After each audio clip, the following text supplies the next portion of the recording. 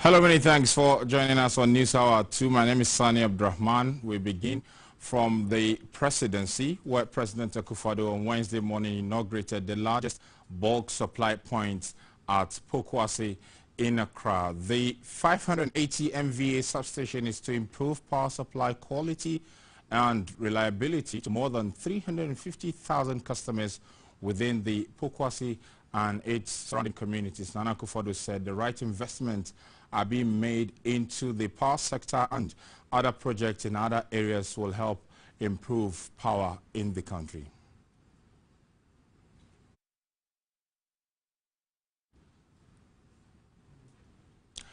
So we'll bring you the video shortly. The president has been there.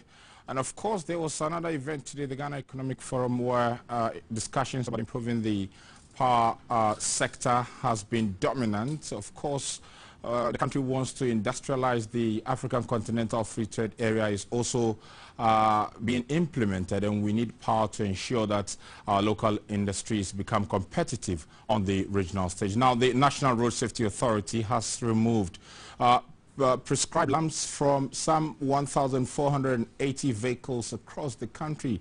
In the past week, the exercise was carried out in collaboration with the Motor Traffic and Transport Department of the Ghana Police Service and the Driver and Vehicle Licensing Authority, DVLA, following a coordinated enforcement action to improve night driving by enforcing Regulations 65 of the Road Traffic Regulations 2012 LI 2180. These killer lamps, according to the authority, blind other road users and expose them to the risk of crashes at night. Joining us via phone for this discussion is the Director General of the National Road Safety Authority, Engineer May Yeboah, to shed more light on this exercise. Engineer, thank you so much for your time on News Hour. Thank you. Good afternoon to you all. Tell us what prompted this whole exercise. Okay, as we are aware, and from your intro, it shows that a lot of complaints have come to our notice concerning the night side. We ourselves, even when we drive in the night, we see people having the kinds of lights which are so bright that they blind other road users. So after a consultative meeting with our stakeholders, that's the police and then the DVLA, we decided that then let's come together and then remove these lamps, because even in the road traffic regulation, it gives the police the right, and also all of us the right, to make sure that people are safe on the road, and then wrong types of lamps are removed. And so this was a discussion between me, the stakeholders, and therefore we decided to do it. Have you taken steps as an authority to kind of appreciate why drivers will want to go for these lamps, even though they know it's not allowed? Yeah, that is one of the things we are doing as we remove the lamps. As they are removed, they are taking baseline data, asking questions why they use the lamps. You know, whether is it because probably the roads are dark or whatever is the reason. So our men, as they remove the lamps, they are taking information, so that after that we'll have to look through and find out the real reason why people use the lamps.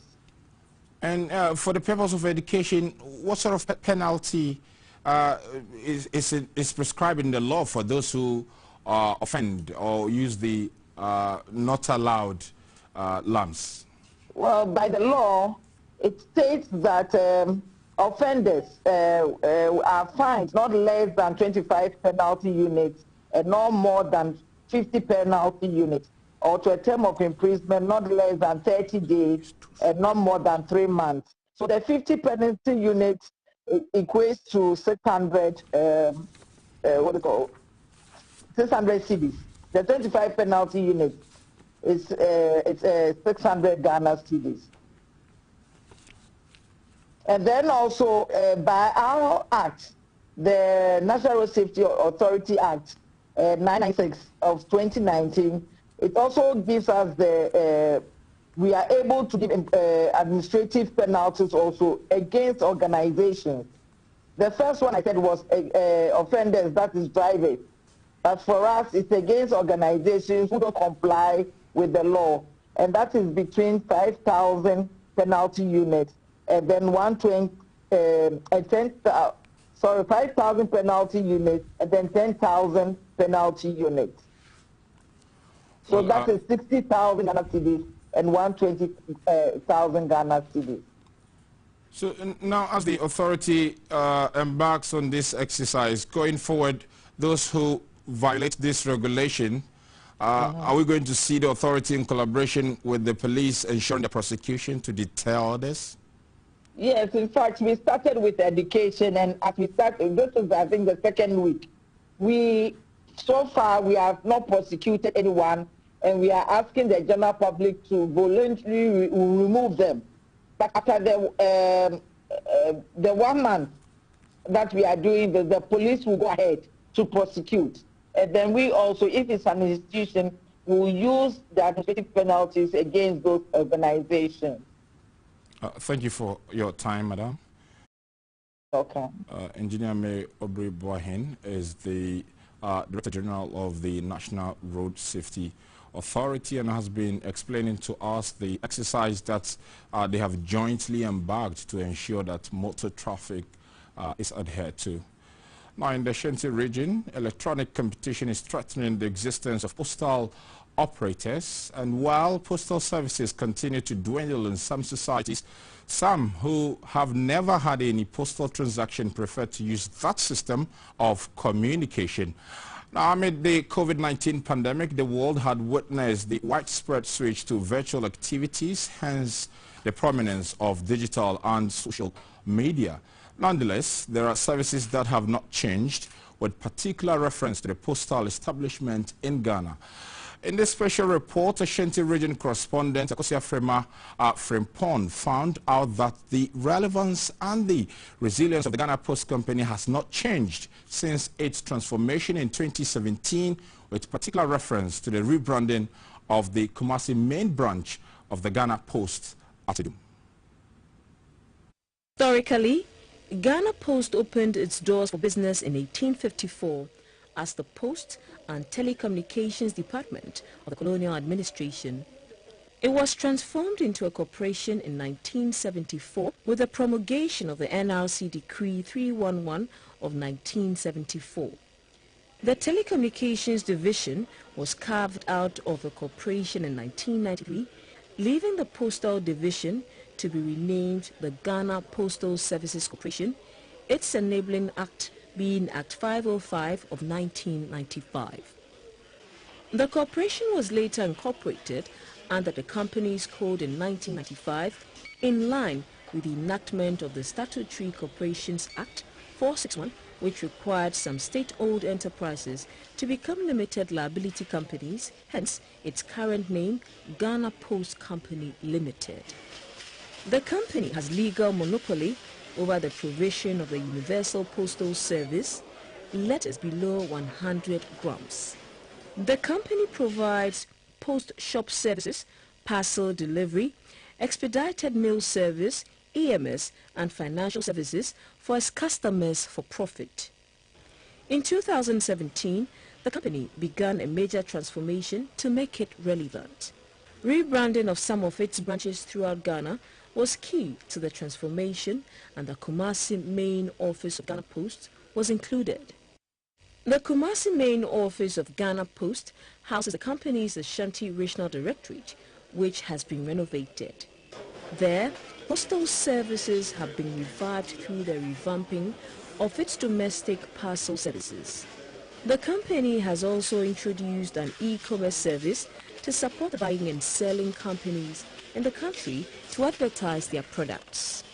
The Ashanti Regional Director of Ghana Post, Mr. Johnson Asante, attributed the company's successes from 2017 to the current standards of compliance and best customer service delivery, particularly in the courier service, leading to the restoration of confidence.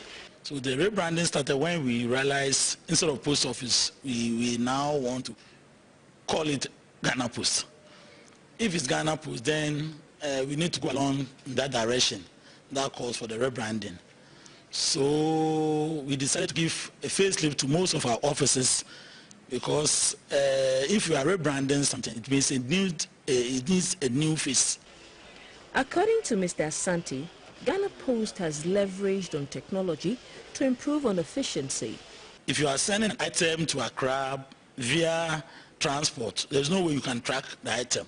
But you come to the post office, we have added what we call tracking device, by which any item that you post from the post office or Ghana Post, you can track the item. Within 1-2 hours, we know where the items are. If it's on transit, if it has gotten to destination, whatever. But other courier service and other transport, they don't have those. So it's an advantage that we have over them, and we are using it seriously to our benefit. Two critical areas for any postal service entity is the post box and postage stamps. Patronage of post boxes at Ghana Post are still relevant, as it is one of the criteria needed to register a business in Ghana, while postal services cannot also exist without postage stamps. Mr. Asante speaks more about these critical areas. People still have business bills through the post and the box. So, and others who see the box as a family property which they don't want to leave, and they also own it. It's seen as their bona fide property, and they are still owning it. So it's still relevant because of the usage and how they see it. Mr. Asare commended the government for providing funds to give Ghana Post a befitting facelift. Mr. Asante said, despite this, the company still has some problems. Most of our burdens are not appealing to public in terms of business-wise. And formally, because the post office was seen as the only means of communicating, the post office was seen at virtually every town and city. So when you move around and you see those burdens around, some people even term that the post office is dead. So we appeal to government or anybody who can come to our aid in terms of funds to help us renovate some of these offices, as well as to change most of our aged vehicles and motorbikes. Some clients share their views on the current services rendered by Ghana Post. I chose Ghana Post because it is reliable and also it's affordable. I think there's more that they can do here. You see, when you come here, it's like, I don't think you're supposed to spend about 10-15 minutes, but I've been here almost 30 minutes, then 45 minutes. And they keep sending me round. Ghana Post, more customer service. Our customer service is good. About to come, and every service, that's why I'm here. It's not a say no bono for mommy. Anytime the bar has seen mommy, maybe be here. Now, you said a fasting, so mammy. Back in the crowd, Ambaria Sunni community and Islamic society has added their voice to the calls for the passage of the anti-LGBTQ bill currently before Parliament. Now, presenting a memorandum on the bill to Parliament, the group said the passage of the Promotion of Proper Human Sexual Rights and Ghanaian Family Values Bill 2021 will ensure the preservation of humanity and our societal values. Identify with whatever rights all of us have to exercise. However, the upside of these activities or practices, gayism, lesbianism, and what we all know, is something that is undermining the very existence and survival of the human species. Putting it this way, if all of us should stop the normal sexual practices and come to practice man-to-man sex, woman-to-woman sex, 100 years from now, there will not be any human being existing or living on earth, because there will not be any reproduction within the human species. So this we identify. And if we continue with the normal practice, woman to man or man to woman, life will continue without gay or homosexuality or whatever. So for this reason, when this bill was put before Parliament, Ambaria identified with it so that it would be passed into law for us to help maintain our humanity. As we claim or we stand, we want certain rights, we will look at the right and find out as to whether it is inimical to human progress or it is in line with human development. we have a moral duty and owe the people of Ghana a standard of care to reflect their aspirations and to reflect their wish for the preservation of the continuity of our society based on those sound values and practices over the years. Now, as part of measures to raise revenue for its operations, the Eastern Regional Office of the Ghana Water Company has embarked on an exercise that will allow defaulting customers to pay their debts or face the law.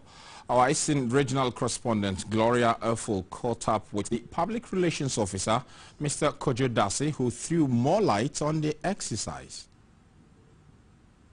The Eastern Regional Office of the Ghana Water Company Limited has embarked on a massive revenue mobilization drive, and as that says, some of the two defaulting clients to pay up their bills or face legal action. We are with the Regional Public Relations Officer of the company, Mr. Kojo Dasi, to tell us more about this. From the look of things, it appears the way customers have developed a habit of owing us is unacceptable.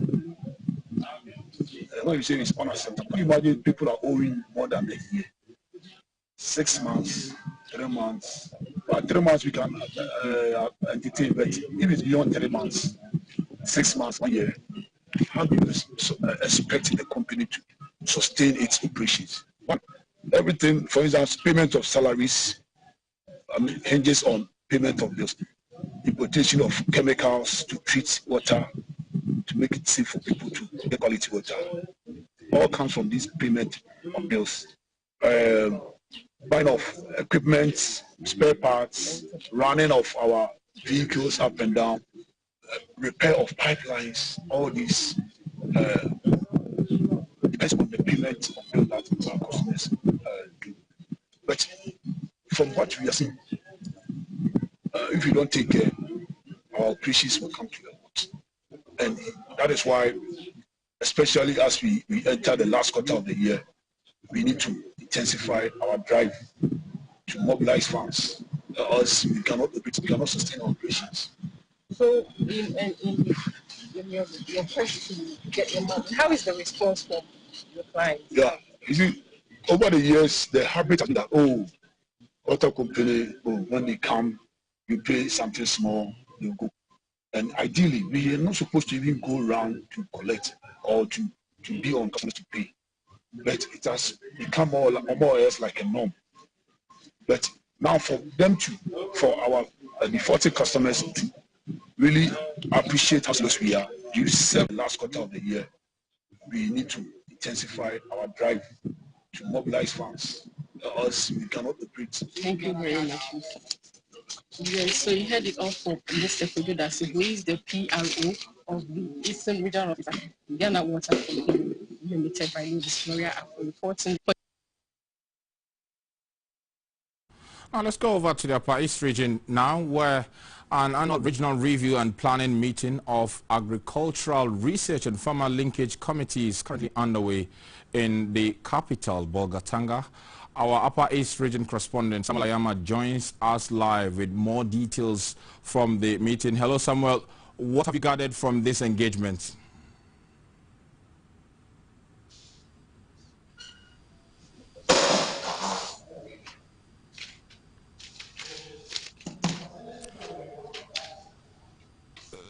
Samuel, if you can hear me, what have you gathered from this meeting? A lot of stakeholders have gathered to ensure how the region can optimize benefits from the agri sector. And I know you've been part of the meeting. You've gathered a lot. Can you share what you've gathered with us?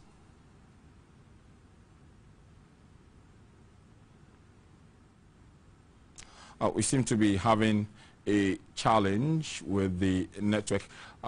Samuel will join us to share with us the... Thank you. We have so many issues when it comes to the issues of planting because of the rainfall pattern here. And then so the stakeholders in the agricultural value chain, they gathered here to take stock about whatever that is done for the past year, and also look at how they can manage the upcoming farming season. With me here is Dr. Canton. He is to tell me what they have been discussing today. Yeah, Doc, good afternoon and welcome to GTV News. Good afternoon and thank you for the opportunity. Okay, so tell us, what is this program all about? Well, this program is a regional review and planning session meeting by the Upper East Region Research Extension Farmer Linkage Committee. And as I said, every region in this country at the end of every year will meet to review and plan for activities for the year that is to come. But with the review, we look at activities that have been carried out in the preceding year, that is 2021. We met here in October last year and planned for activities for the 2021 cropping season. Researchers, Department of Agriculture, Ministry of Food and Agriculture, NGOs, and other stakeholders all met here and discussed the issues that are militating against agricultural productivity and production in the Upper East region. Okay, so what are the main issues that is confronting farmers here in the region? Well, so many issues confront farmers. The first and foremost is low soil fertility.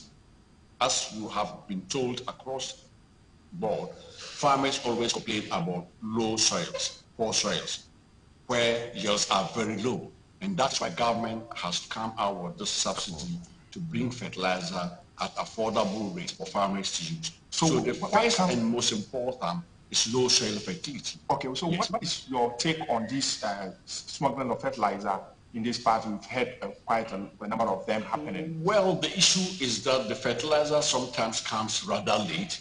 Like this year, fertilizer came in late January, which is not favorable. And the second and most important or significant is a lot of fertilizer was also smuggled outside Ghana to the neighboring countries, Burkina Faso and Togo. So these are the major things that affected fertilizer because the prices were half the normal fertilizer price. So at least farmers, if they were available, could purchase them.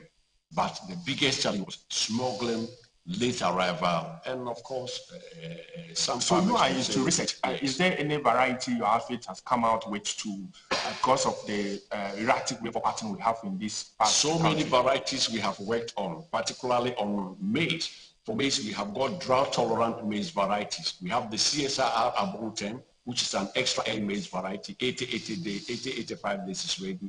We have CSR Abonten, which is a yellow material, and then CSR Omankwa, also 90 days. And we have CSR Sanzalsima, CSR Wangdata, Bekalapa, Kunjowari. We have a good number of them, both hybrids and open pollinated. So what should we be expecting at the end of this session?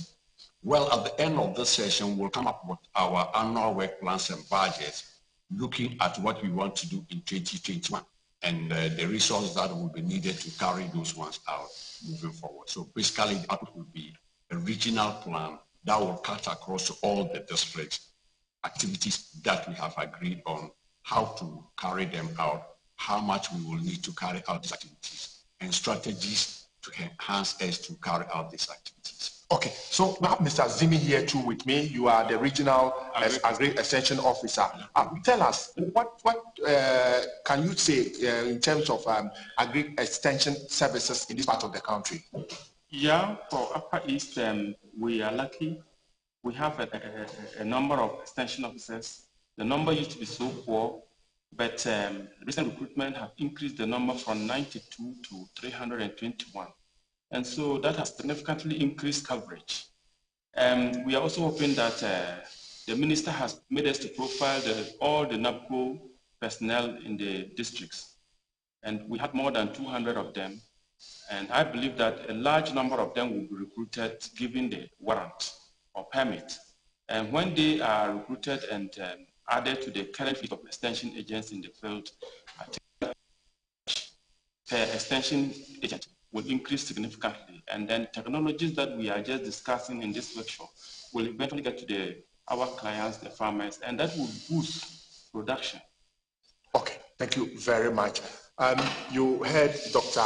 Canton. He is into research, and then we also heard from the Regional Agric Extension Officer, Mr. Jimmy Al-Hassan, and they have highlighted some of the things that they are doing here. We are going to monitor because the issue, the discussion is currently ongoing, and at the end of the whole event, we will come up with a detailed report. For GBC News, Samuel Ayama Boga.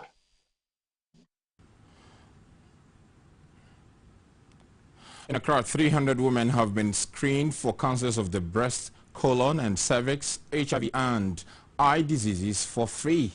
The Ghana Health Service and Gateway of Hope jointly organized the event, and it is to provide beneficiaries the opportunity to vaccinate against COVID-19. The women were encouraged to educate their families on the need to be vaccinated too.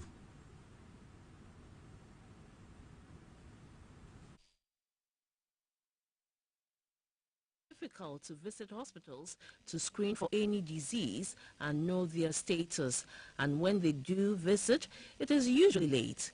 October is designated as Breast Cancer Awareness Month. A couple, Mr. Jojo and his wife, Mrs. Barbara Ensua, founders of Gateway of Hope, in collaboration with the Ghana Health Service, organized a health screening for various diseases for 300 women. They were screened for breast, colon and cervical cancers. They were also screened for HIV and eye diseases. A team of local and international medical personnel from the United States of America educated the patrons on the scourge of breast cancer and how early detection and prevention saves lives. The president of the Gateway of Hope, Mrs. Barbara Ensua, said the foundation goes on medical outreaches in villages to screen women free of any charges. Started over 12 years ago. It is to minister to the needy, those who need healing, and those who are lost in any way, whether it's spiritual or mentally. We are impressed at the numbers. This is the very first time we are doing something of this nature. And I mean, just cursorily looking, I'd say that we've had more than easily 150 to 200 women now. And this is only before 12 noon. The women were also taken through some aerobic exercises to guide them to work out on their own. Some of the beneficiaries urged other women to also screen to know their status, as early detection saves lives. 04 GBC News. Now, blood banks in the country have received a monumental 700 units of blood to stock blood banks across the country and ultimately help save lives, especially those of pregnant women and accident victims. This follows this year's blood donation exercise organized by the National Insurance Commission, which started on August 19, 2021. The month of August has been declared as Blood Donation Month by the NIC. It's too slow. The mandate of the National Blood Service is to ensure effective and coordinated national approach to the provision of safe, adequate and efficacious blood and blood-related products. This makes the provision of timely, accessible and affordable blood to patients in both public and private healthcare institutions in the country the top priority of the National Blood Service. In order to simplify the donation of blood, the Blood Service introduced an appointment system for voluntary blood donors to donate at designated blood collection sites with enhanced safety procedures. Thankfully, most individuals and institutions signed on to the use of the facility to help save lives. The latest was the National Insurance Commission, which brought on board all insurance companies and brokers across the country to donate blood. At the end, 700 units of blood was donated. This exercise, which was under the auspices of the National Blood Service, couldn't have come at a better time, as the COVID-19 pandemic had taken a toll on justice of this nation, leading to dwindling stocks, while more and more accident victims, pregnant women in labor, children and adults in pain cry out in need of blood to survive. The Commissioner of Insurance, Dr. Justice Ofori, thanked the insurance companies for responding positively to the clarion and humanitarian call to save lives. While commending the insurance industry for the donation, the Chief Executive of the National Blood Service, Dr. Justina Ansah, called on other corporate bodies to lend also a hand. A pathologist, Professor Ajimai Bedu Akosa, said blood donation helps the body to reboot itself. He said education on blood donation must be intensified to enhance voluntary donation. The body has a capacity to regenerate itself. And even in regenerating itself, you would say that your body gives itself a booster in that period of regeneration. The person who said that, as for me, I'm keeping my blood so that when a relation, you could say easily that blood goes stale. But if you donate, you regenerate your pack. The insurance blood donation was tagged, "Donate blood, save a life. If you do it for someone, you do it for yourself." Our project to encourage correct hand-washing procedures among children in basic schools across the country is to be spearheaded by Zoom Lion Ghana. This initiative will be carried out through the Zoom Kids Club program, a platform to help promote cleanliness among school children, and the goal is to spread wider the practice of hand-washing with soap and running water, which when done effectively prevents hygiene-related diseases and deaths. In March 2020, when Ghana was hit by the COVID-19 pandemic, hand washing with soap and running water was one of the core preventive measures instituted to fight the deadly virus head-on until such a time that a vaccine would be found to complement the protocols. Children who are among the vulnerable groups in society were carried along on the hand-washing regime, hence the introduction of the Zoom Kids Club by Zoom Lion Ghana in basic schools. The Kids Club is to serve as a peer-to-peer platform where children can learn from each other while adopting best practices to be shared at home, even with the family. So far, 526 clubs have been instituted in various basic schools. This year's Global Hand Washing Day presented another opportunity for the school children to be reminded of the importance of adhering to all the COVID-19 preventive protocols, especially the culture of washing hands with soap and running water to reduce hygiene-related diseases. The project has featured demonstrations on proper hand-washing procedures through drama series. The acting managing director of Zoom Lion, Mr. Ernest Kusi, donated hand-washing materials to the schools and encouraged continuous practice of all the protocols. And looking at the era that we are in, the pandemic, we thought it wise that we should increase our activities in the area of hand washing. And we also know the connection that are related with COVID. When you wash your hand, well, in addition to wearing your nose mask, they will be protected. The chairman of the Coalition of NGOs in Water and Sanitation, CONIWAS, Mr. Yao Ataahin, commended Zoom Lion for the Zoom Kids initiative and implored government to ensure that the various protocols are still enforced to prevent a resurgence. I have witnessed adults who visit the toilet and immediately they come out, they don't wash their hands. And so it's difficult for children to look at this example and practice also. And so if you are able to get the children in such programs, it helps them to be able to remember the importance of hand washing. Zoom Lion is sponsoring all wash activities in the various school clubs across the country. The Ghana Federation for Persons with Disability is calling on the government to, as a matter of urgency, constitute a governing board for the National Council on Persons with Disability to make it effective.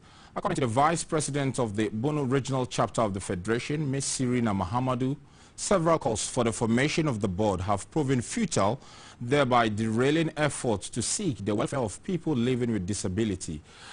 My colleague in the Central Sinyani, that is John Samata, has been following up on this issue and joins us with more details on the concerns being raised by persons with disability in the region. John, if you can hear me, What are some of the issues? Lack of sign language interpretation for many programs. Then challenges are numerous. But currently, one big challenge that they talk about is the lack of a governing board for the National Council on Persons with Disability. And this, they say, is negatively affecting the ability of the council to do its work, which is basically to mainstream matters concerning people with disability into national development. And so this afternoon, we caught up with the vice chairperson of the Ghana Federation of the Disabled, the Bono Afo chapter, in the person of Serena Mohammed, and she's going to tell us more about the challenges they are facing as a result of the lack of a governing body for the Persons with Disability Council. Serena, welcome to GBC News. Thank you. Let me begin by asking you, what challenges does the lack of a governing board for the National Council on Persons with Disability present to you and your association in your bid to make life bearable for people with disabilities? Thank you very much. The board members are supposed to see to it that most of the policies and then the programs concerning persons with disabilities are the main government program. So I'll talk about the function of the board. Okay. So I'll read from our Disability Act 715. If you look at the board shall meet at least once every 3 months for the dispatch of business at the times in place determined by chairperson of the board. And what are the business that they are going to do? They are to one. The object of the council is to propose and evolve policies and strategies to enable persons with disability enter, participate in the mainstream of the national development process. 2, to achieve the object, the council shall 1, monitor and evaluate disability policies and programs in the country. 2b, formulate strategies for broad-based intersectoral, interdisciplinary involvement and participation in the implementation of the national disability policies in Ghana. C, produce an organizational manual on the operations of the council and its secretariat. D, coordinate disability activities in the country. E, advise the Minister on disability issues and submit to the Minister proposal for appropriate legislation on disability issues in Ghana. F, mobilize resources for the attainment of its objectives. G, coordinate activities of organization of persons with disability and international organization and non-governmental organizations that deal with disability issues in the country. I see. H, promote studies and research in issues of disability and provide educational and information to public on issues of disability in the country. Okay, so Serena, your point is made. This body is very important very for your end. So, so that means without the governing body, nothing is going on at all? Yes, that's why we are so worried. Well, without this body, that means anything concern, all the things that concern people with disability in the country is standing still. I see. So I know that you've made appeals, countless appeals to the powers that be to get this governing board up and running. Have you got any responses from the government? So far, we haven't had any positive response from the government. And we are pleading that they should look at it as a matter of urgency. And then they should also look at it, it's a need and not a want. I see. For issues with disability, we say that we should leave nobody behind. And now we see that people with disability in Ghana, we are left behind. So we are pleading that they should work on this issue. But can you hazard a guess as to what is keeping government, preventing government from coming out with the governing board? Can you hazard a guess? Do you have any idea what the problem could be? Well, actually, if I say I have a particular idea, I can't tell. Well, I don't know why up to now. There are so many boards, so many qualified. We have people who are well qualified to be in that position. And the board is actually made up of representatives, not less than Deputy Director of the Ministry of Health, the Department of Social Welfare, and the representative of the employers associations. And some of these people, they are already there. It's that the government needs to bring them together. There are so many organizations, these are government workers. They are already in the system. They only need to bring them together and appoint some other people to ask them to be able to do the work. So it's long overdue. Okay. Okay. Right. Thank you very much, Serena. So you heard from Serena Mohammed, the vice chairperson of the GFD here in the Bono region. Her message is clear. They are making a loud and clear appeal to government to, as a matter of urgency, inaugurate the governing board for the Council on Persons with Disability, so that all the work that they want to do to make life bearable for people with disability will become a reality. For GBC News in Sunyani, John Samantha reporting. Of course, the welfare of persons with disability is very important and embedded in the SDG goals, which ought to be achieved by 2030. We'll go for a break. When we return, we'll be telling you the very latest from the world of business. Don't go away. Generated every day, we have an obligation to keep our environment clean every day. We have to do so daily and not on a monthly basis. Every day